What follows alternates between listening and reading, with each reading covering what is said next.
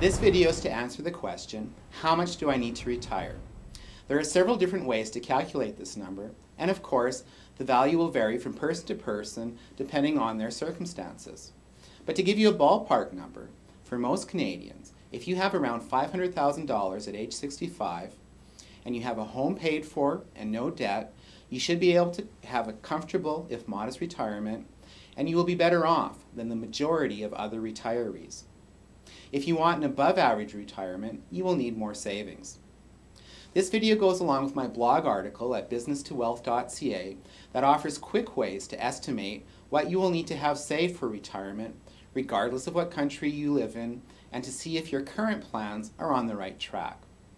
I concentrate on ways that show, one, how much money is actually required at retirement.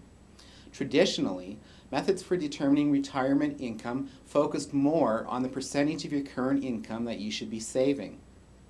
I look at what a realistic amount of retirement savings actually are. Most people retire with 50 to 60% of their pre-retirement income. The good news is that the government pension plans can really help you out. The average Canadian retired couple get about $22,000 per year from their government programs. And this can be as high as $32,000 depending on how long they worked and how much they contributed.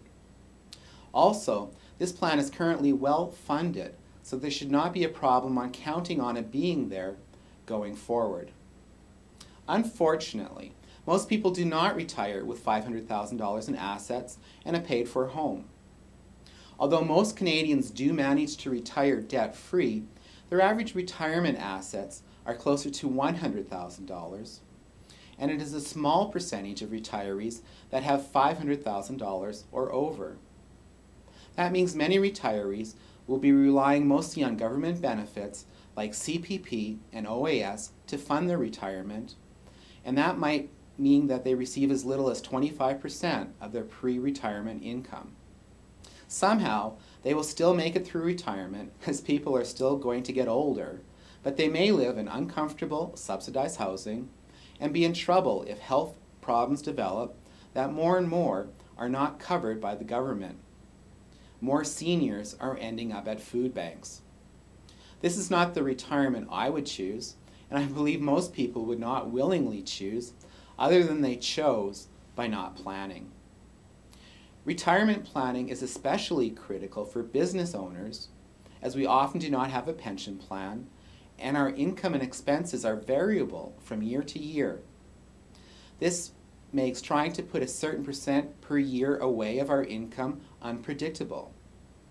Many business owners have a considerable gap to close in their later years to have the retirement they want, because much of their earlier income went to building their business in addition to all of their family obligations. Therefore, they are better served with an estimate of how much money they will need at retirement. As business owners often have higher incomes in their later years, the amount of money needed for retirement will always be an estimate. That is because there are many factors involved we can only guess at, such as what our rate of return will be, what the rate of inflation will be, how long we will live, what our health will be, and other factors.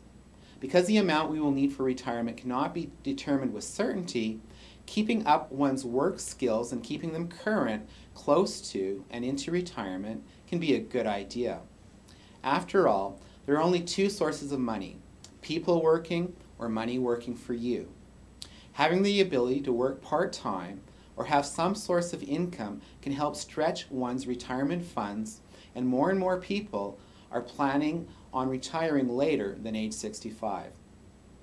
Again, my blog goes into more detail as to the actual calculations for retirement.